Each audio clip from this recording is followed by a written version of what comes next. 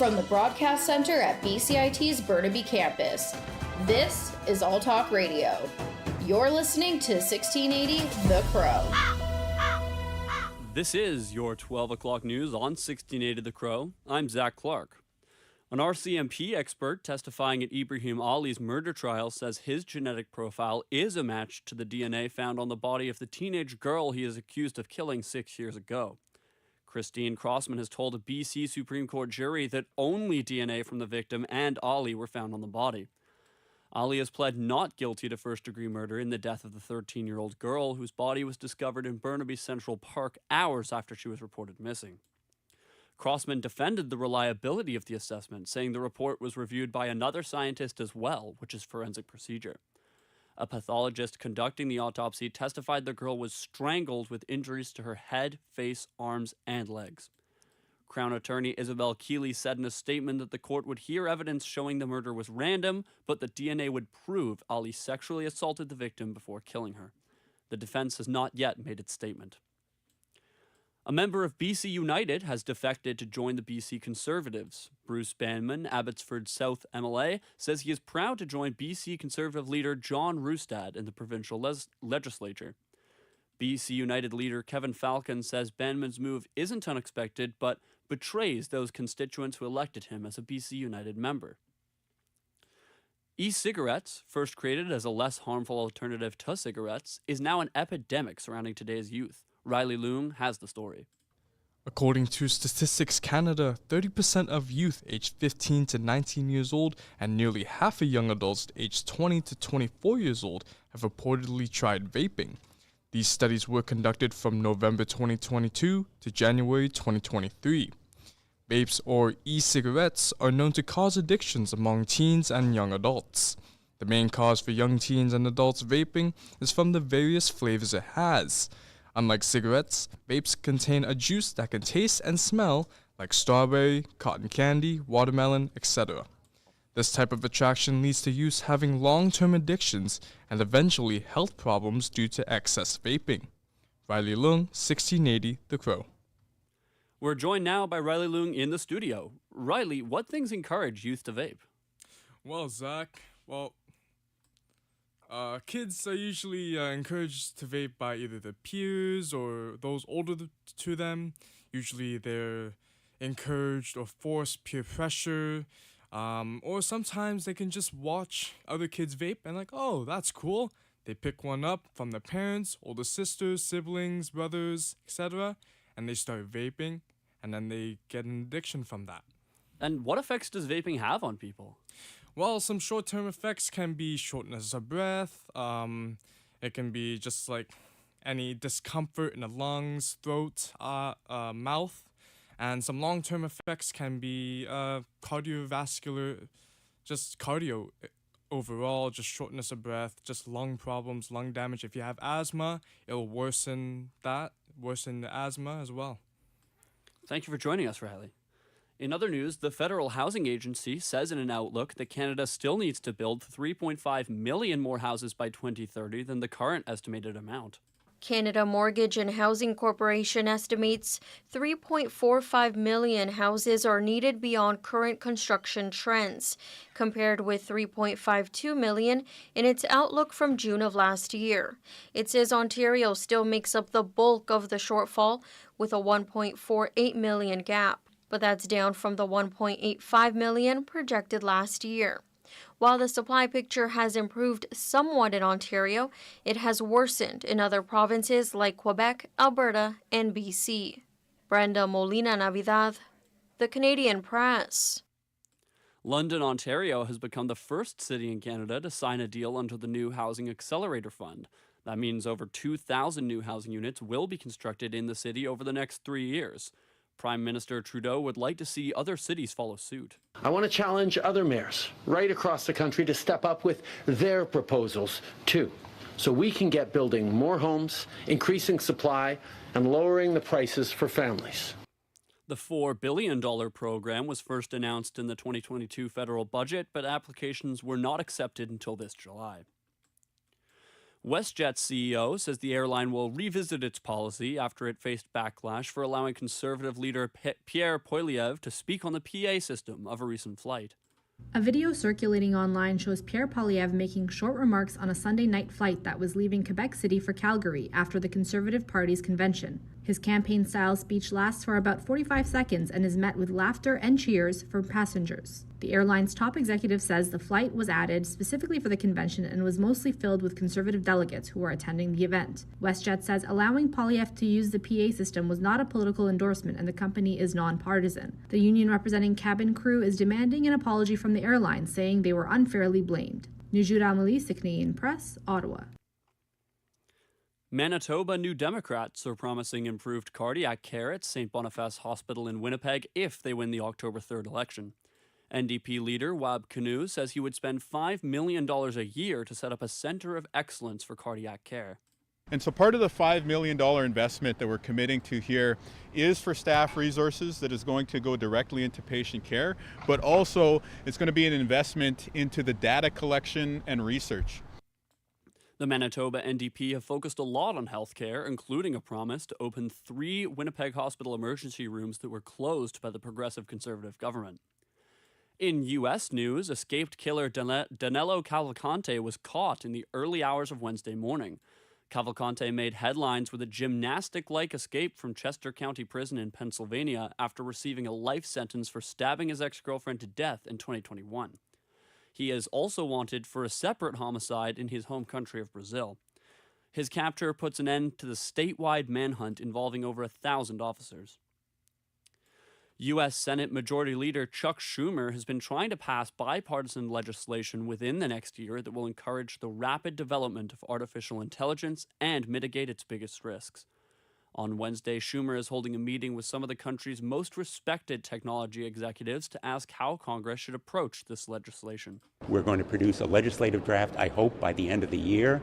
It will have detailed provisions relating to licensing, requirements for testing to avoid some of these very dire risks.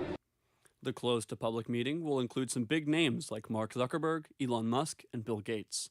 In international news, as Morocco works to clear the rubble from the 6.8 magnitude earthquake it faced on September 8th, many rural communities are worried that poor road conditions are slowing down the help they desperately need. Tens of thousands of people are affected, children up in those areas, people without their homes anymore, or they just don't feel safe to go back into their homes because they fear there could be aftershocks and their homes have been damaged. So it's a massive task for the authorities now to get relief in quantities into that mountainous area.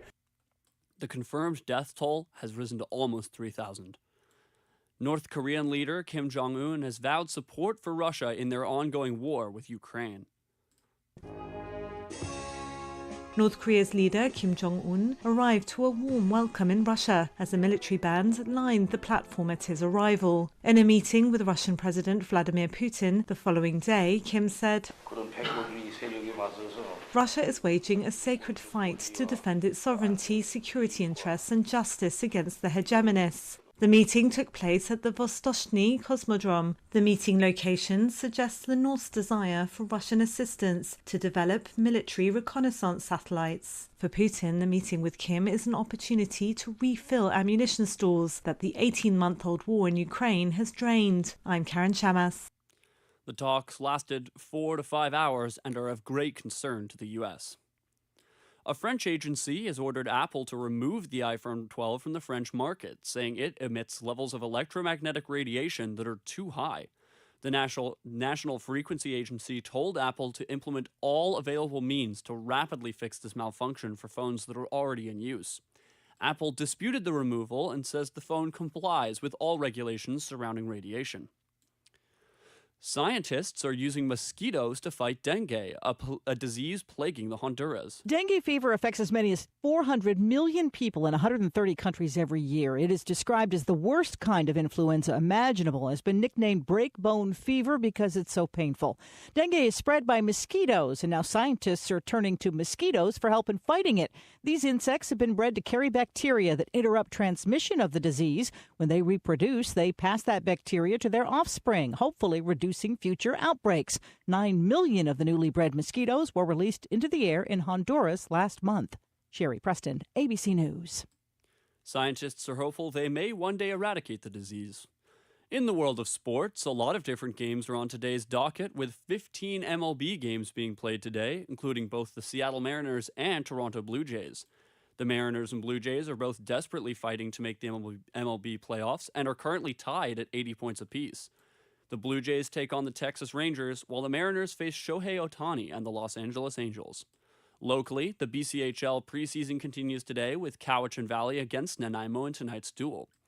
The PJHL regular season continues to heat up with the White Rock Whalers taking on the Langley Trappers and the Aldergrove Kodiaks looking to bounce back from a rough start with a win against the Ridge Meadows Flames.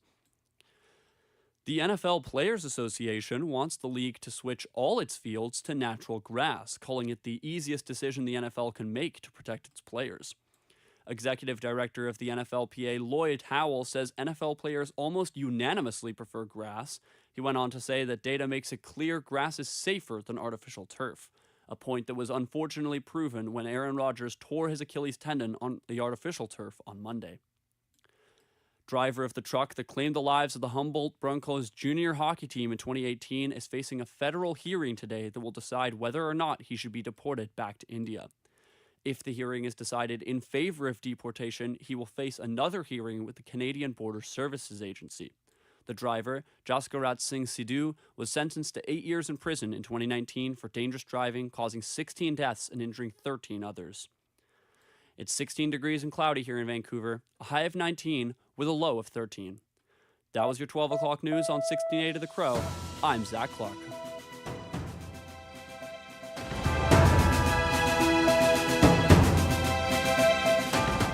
Stay tuned for more on BCIT's 1680 The Crow.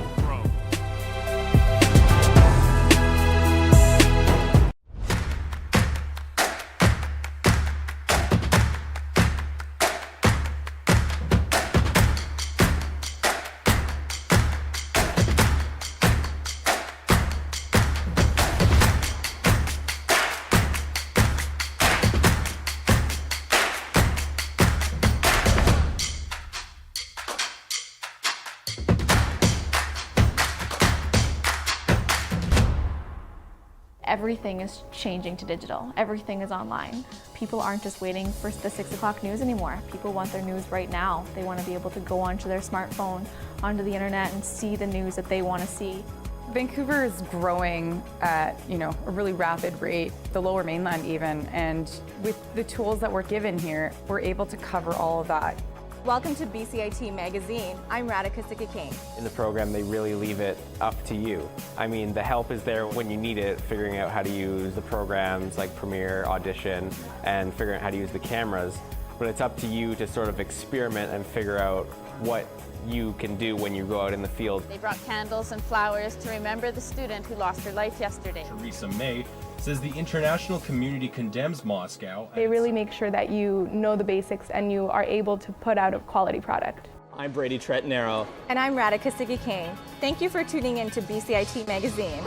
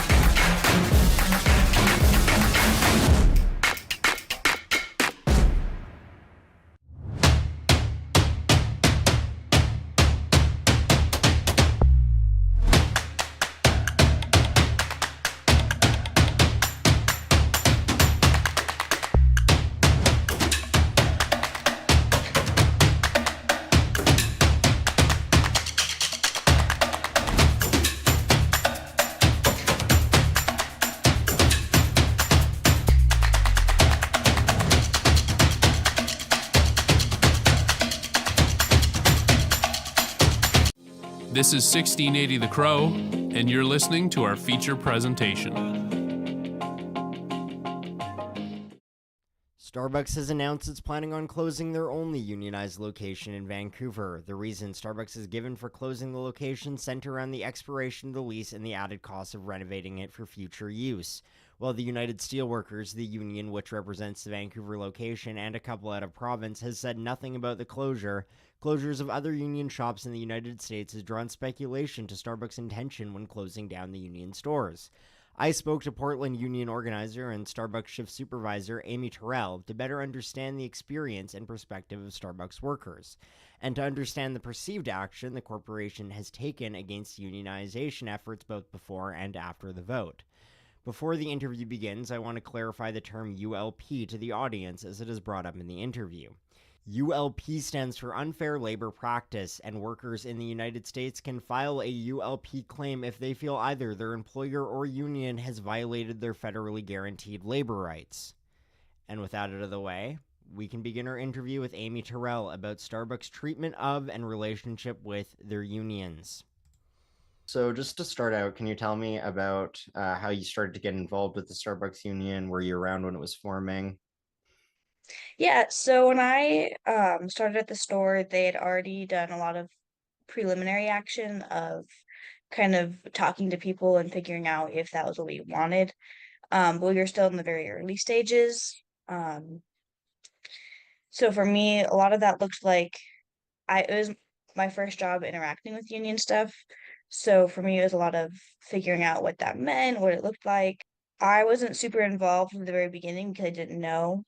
And it happened around, I want to say when I first started, we were talking about it around like December.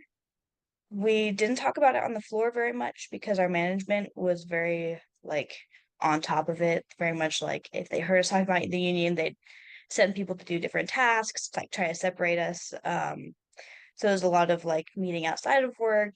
We created a Discord, that kind of stuff. All right. And how about after the union formed? How were you involved? How involved were you? How involved are you right now? Yeah, directly after the union formed, things at the store were pretty tense, because we had some people who were like really anti-union. And so there was just a lot of like tension and people weren't quite sure where we were going to go from there. At this point, I was fresh into my new position of supervisor at the store, so I hadn't involved myself fully in planning and organizing. But I was doing my part in like sharing information with new baristas and figuring out what was going on. But more recently, I've been an active planner, organizer, and person helping get things on the ground and get them running. I have participated in every strike. We've actually just had 2 recent walkouts. Yeah, I have helped all of our new hires get into our Discord, learn what a union is. I'm essentially doing now what others had done for me when I first started.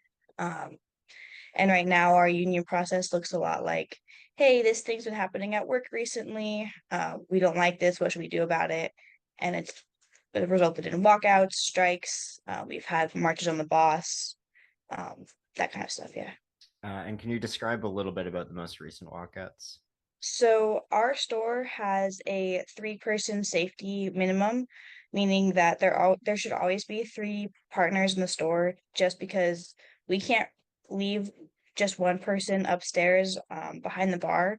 So if we only have 2 people in the store, we can't run breaks or let people go downstairs to get prep or do any cleaning.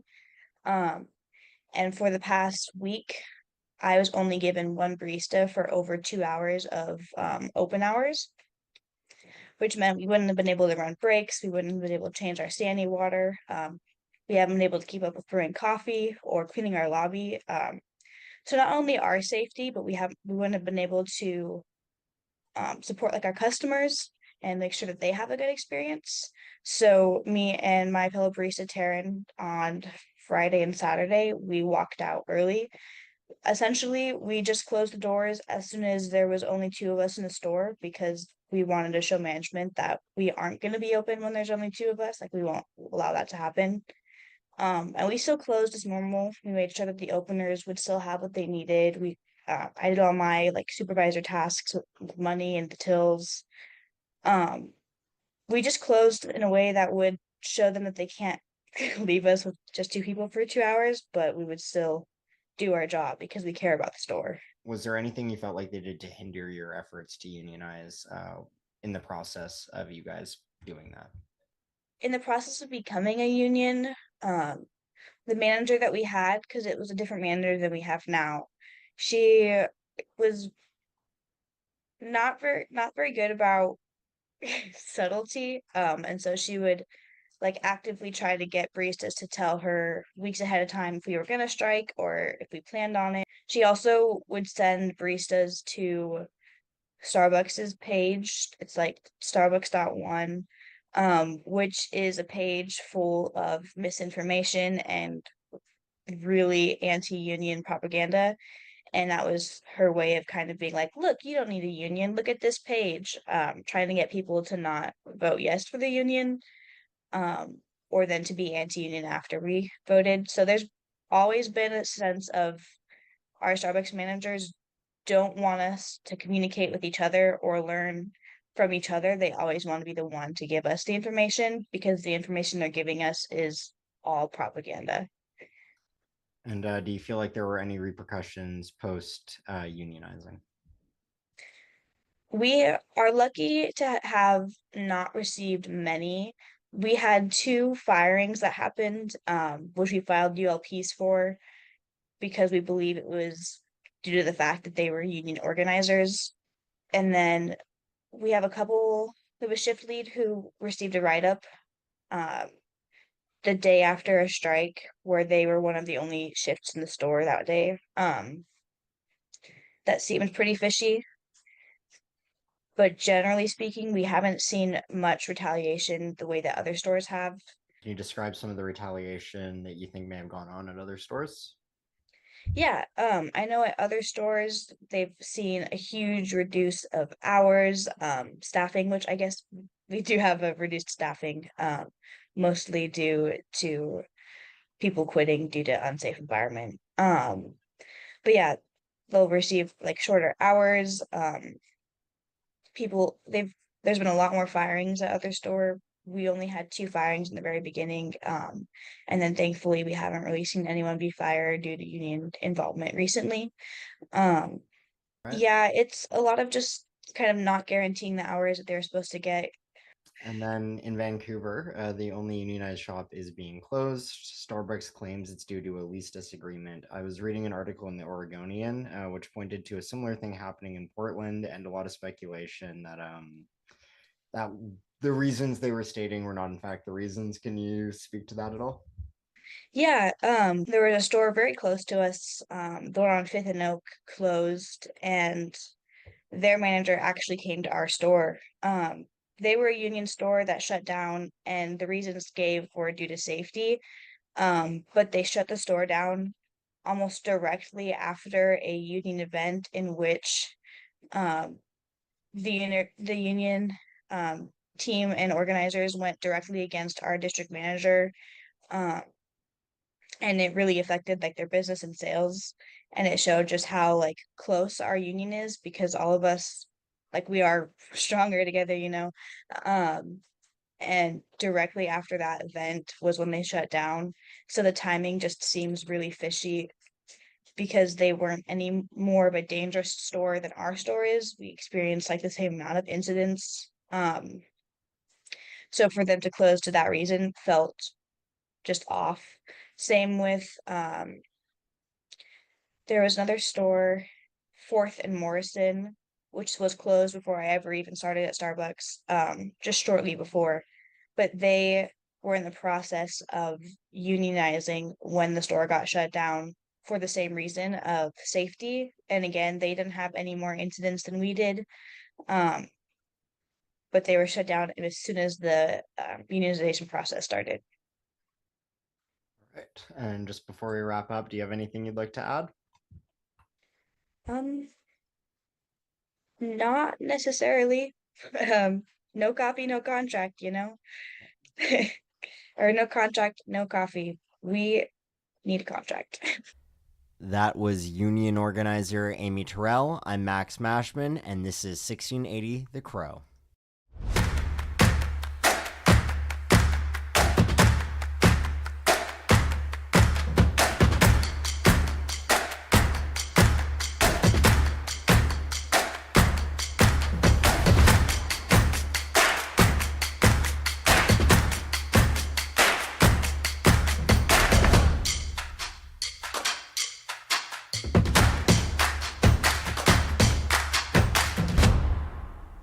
Everything is changing to digital. Everything is online. People aren't just waiting for the 6 o'clock news anymore. People want their news right now. They want to be able to go onto their smartphone, onto the internet, and see the news that they want to see. Vancouver is growing at, a really rapid rate, the Lower Mainland even, and with the tools that we're given here, we're able to cover all of that. Welcome to BCIT Magazine. I'm Radhika Sikakane. In the program, they really leave it up to you. I mean, the help is there when you need it, figuring out how to use the programs like Premiere, Audition, and figuring out how to use the cameras. But it's up to you to sort of experiment and figure out what you can do when you go out in the field. They brought candles and flowers to remember the student who lost her life yesterday. Theresa May says the international community condemns Moscow. They really make sure that you know the basics and you are able to put out a quality product. I'm Brady Tretnero. And I'm Radhika Sikakane. Thank you for tuning in to BCIT Magazine.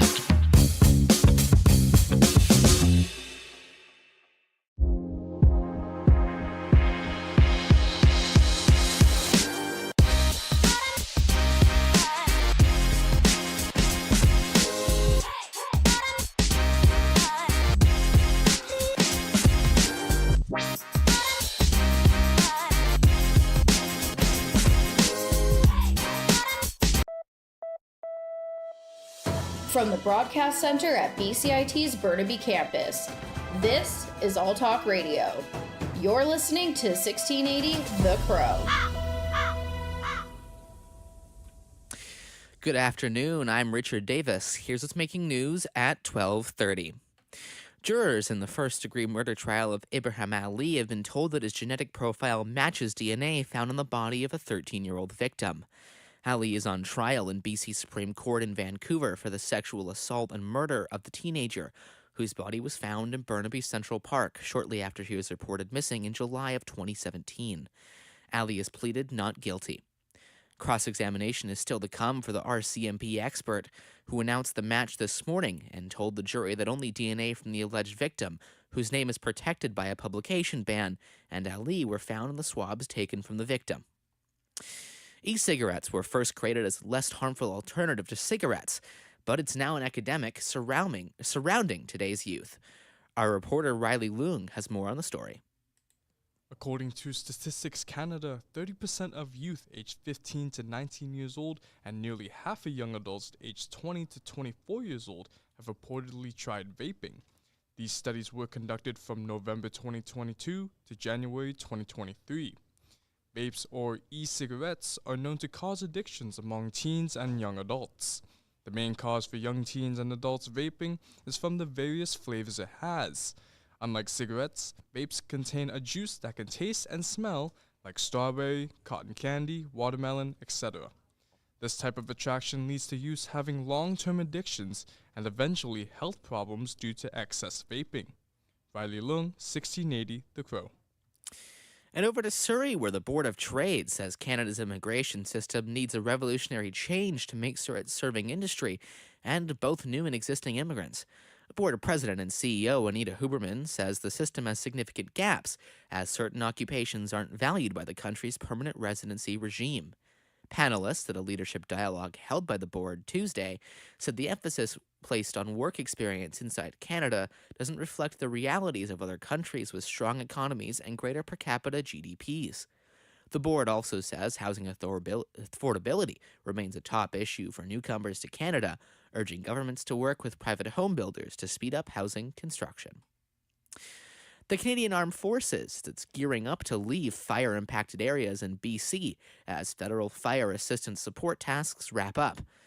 The CAF says the assistance request from the BC government was approved in late August, sending members to the Prince George Fire Centre for firefighting support work.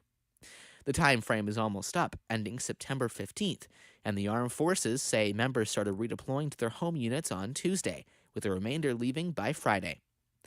The Armed Forces say people may see vehicles, including large Green Army trucks, along forest surface roads and highways as members leave, but say the move won't be any risk to local populations or transportation infrastructure. WestJet's CEO says the airline will revisit its policy after it faced backlash for allowing the Conservative leader to speak on the PA system of a recent flight. The Canadian Press's Nahoud Al-Malis has the story. A video circulating online shows Pierre Poilievre making short remarks on a Sunday night flight that was leaving Quebec City for Calgary after the Conservative Party's convention. His campaign-style speech lasts for about 45 seconds and is met with laughter and cheers from passengers. The airline's top executive says the flight was added specifically for the convention and was mostly filled with Conservative delegates who were attending the event. WestJet says allowing Poilievre to use the PA system was not a political endorsement and the company is non-partisan. The union representing cabin crew is demanding an apology from the airline, saying they were unfairly blamed. Nahoud Al-Malis, the Canadian Press, Ottawa. An update on a story we told you about on Monday. The Pennsylvania manhunt for escapee Donatello Calicante, he's now in police custody. Calicante was captured early this morning after setting off an alarm at a nearby home before his heat signature was detected by a Drug Enforcement Administration aircraft. Calicante was previously convicted of the murder of his ex-girlfriend in 2021. The city of Vancouver is expecting significant delays in the Lionsgate Bridge this weekend due to nighttime work on the bridge. The delays will be compounded due to the Great Outdoors Comedy Festival in Stanley Park. Thank you so much for listening. This has been 1680 The Crow.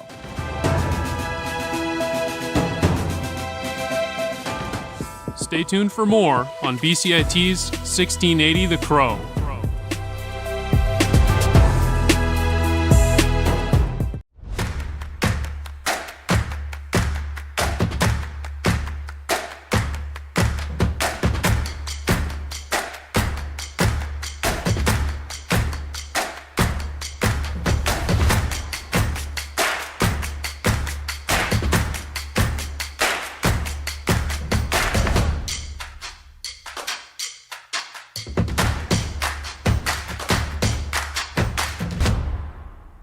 everything is changing to digital. Everything is online.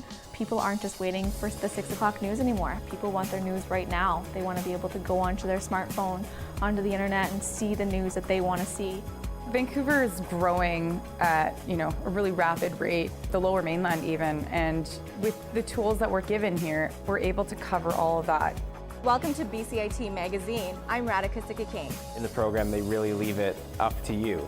I mean, the help is there when you need it, figuring out how to use the programs like Premiere, Audition, and figuring out how to use the cameras. But it's up to you to sort of experiment and figure out what you can do when you go out in the field. They brought candles and flowers to remember the student who lost her life yesterday. Theresa May says the international community condemns Moscow. They really make sure that you know the basics and you are able to put out a quality product. I'm Brady Tretanero. And I'm Radhika Sikka-King. Thank you for tuning in to BCIT Magazine.